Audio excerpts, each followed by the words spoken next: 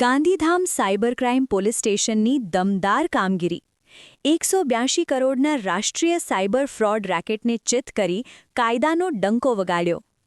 પૂર્વ Kutch cyber crime ટીમની શાનદાર સિદ્ધિ.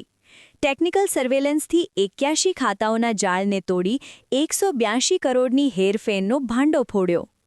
ગુનેગારોમાં ભય, જનતામાં વિશ્વાસ. ગાંધીધામ સાયબર પોલીસની સતર્કતા અને સૂઝબૂઝથી 74 ફરિયાદ જોડાયેલા મહાઘોટાળાનો અંત. તારીખ 17/2/2026 ગાંધીધામ, પૂર્વ Kutch. Gandhidham cyber crime police station દ્વારા સુઆયોજિત અને વ્યાપક સાયબર ફ્રોડ રેકેટનો ભાંડાફોડ કરવામાં આવ્યો છે. પ્રાથમિક તપાસ મુજબ આરોપીઓએ ગરીબ અને ઓછી ભણેલ લોકોને લાલચ આપી તેમના નામે ખોટી પેઢીઓ ઊભી કરી કુલ 81 બેંક ખાતાઓ ખોલાવ્યા હતા. આ ખાતાઓ મારફતે દેશભરમાં સાયબર ઠગાઈના નાણાંની હેરફેર કરી અંદાજે ₹182.37 કરોડ જેટલી રકમના ટ્રાન્ઝેક્શન કરાયા હોવાનું બહાર આવ્યું છે. પોલીસે સમન્વય પોર્ટલ પર તપાસ કરતા આ બેંક ખાતાઓ સામે દેશના વિવિધ રાજ્યોમાં નોંધાયેલી કુલ 74 સાયબર ફ્રોડની ફરિયાદો હોવાનું જાણવા મળ્યું છે. ટેકનિકલ સર્વેલન્સ અને હ્યુમન ઇન્ટેલિજન્સના આધારે પોલીસે યશ મૂલચંદભાઈ ભાટિયા, સિદ્ધાર્થ સુનીલભાઈ સોની, સાહિલ દિનેશભાઈ શર્મા અને અલ્પેશ સુરેશભાઈ લુહારને ઝડપી પાડી તેમના પાસેથી 5 મોબાઈલ ફોન કબજે કર્યા છે. જ્યારે ઇલુભા મંગુભા જાડેજા, વિશ્વરાજસિંહ ઉર્ફે વિશુભા જાડેજા, વિજય રાણા અને હાર્દિક હરેશભાઈ રાજગોર હાલ ફરાર હોવાનું જાણવા મળ્યું છે અને તેમની શોધખોળ તેજ કરવામાં આવી છે. આરોપીઓ વિરુદ્ધ ભારતીય ન્યાય સંહિતા તથા આઈટી એક્ટ હેઠળ ગુનો નોંધાઈ વધુ તપાસ હાથ ધરવામાં આવી રહી છે. પોલીસના આ સક્રિય પગલાંથી સાયબર ગુનેગારોમાં ભય અને સામાન્ય નાગરિકોમાં વિશ્વાસનો માહોલ સર્જાયો છે. ગઈકાલે સાયબર ક્રાઇમ પોલીસ સ્ટેશન પૂર્વ કચ્છ દ્વારા એક ગુનો દાખલ કરવામાં આવ્યો છે, જેમાં ઓવરઓલ જે મ્યુલ એકાઉન્ટ ખોલીને અને એના એમાંથી જે સાયબર ફ્રોડના જે બનાવોને અંજામ આપવાની એક આખી ગેંગ દ્વારા કરવામાં આવેલું હતું, એ બાબતની જે છે આખી એક ફરિયાદ દાખલ કરવામાં આવેલ છે. આ ઓવરઓલ જે બનાવ છે અને આખી ગેંગનું જે એવા ક્રાઇમ છે, આની અરજી તપાસ દરમિયાન જે છે સાયબર ક્રાઇમ પોલીસ સ્ટેશનના વિગતો ધ્યાનમાં આવી.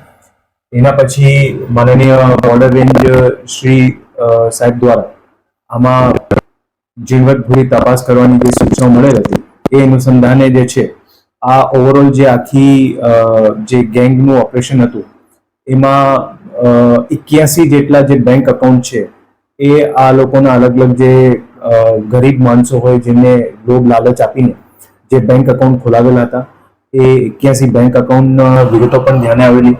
એની સાથે સાથે જ્યારે આ બેંક એકાઉન્ટની તપાસ કરવામાં આવેલી ત્યારે જે સમન્વય પોર્ટલ છે એ પોર્ટલ પરથી પણ વિગતો મળેલ કે એ બેંક એકાઉન્ટને લગતી કુલ 14 જેટલી ફરિયાદ ઓલ ઇન્ડિયામાં જે છે એમાં થયેલી છે, જેમાં સાયબર ફ્રોડના જે છે ક્રાઇમ બનેલો છે. આમાં ખાસ કરીને જે ઓવરઓલ આખી ટોળકીની જે ક્રાઇમ કરવાની જે ઓવરઓલ એમો હતી અને કઈ રીતે એ લોકો કરતા હતા, એમાં મુખ્ય આરોપી જે છે યશ ભાટિયા છે. આ યશ ભાટિયા દ્વારા અલગ અલગ લોકોને સાથે રાખીને સૌથી પહેલા એક ફ્રોડ પેઢી ઊભી કરવામાં આવતી. આ ફ્રોડ પેઢી ઊભી કર્યા પછી બેંક ખાતાઓ ખોલવામાં આવતા. બેંક ખાતાઓ ખોલાવ્યા પછી એ ખાતાઓની વિગત બીજા લોકોને આપવામાં આવતી અને પછી જ્યારે પૈસા આમાંથી વિડ્રો થતા તો પછી જે છે એના પેટે કમિશન અને અન્ય પૈસાઓનું જે છે વિતરણ કરવામાં આવતું.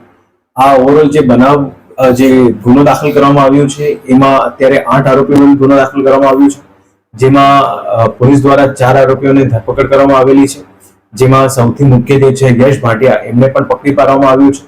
અને એની સાથે સાથે એક જે આરોપી છે એ અત્યારે હિંમતનગરની જેલમાં છે, જે બીજા ગુનામાં જેલમાં છે, અને બીજા જે 3 આરોપી છે એમને પકડવાની જે છે તજવીજ અત્યારે પોલીસ દ્વારા ચાલુ છે. ખાસ કરીને આ બનાવથી જે પોલીસ સાયબર ક્રાઇમ પોલીસ સ્ટેશનમાં દાખલ થયો છે, એનાથી અમારા પોલીસ દ્વારા બધા લોકોને ખાસ અપીલ છે કે આવી કોઈ પણ વિગત હોય, કોઈ લોકો ખાસ કરીને કોઈ લોભ લાલચ આપીને અગર તમારા કોઈ એકાઉન્ટ જે છે ખોલવા માંગતા હોય, આવું ક્યારેય જે છે કોઈને એવું ફેસિલિટી આપવાની નહીં. કારણ કે આવી રીતની અગર ફેસિલિટી કોઈને મળતી હોય તો પછી જે એવા નાના નાના બનાવો થતા હોય એનાથી એક મોટું જે છે આખું સ્કેમ જે છે ઓપરેટ થતું હોય છે.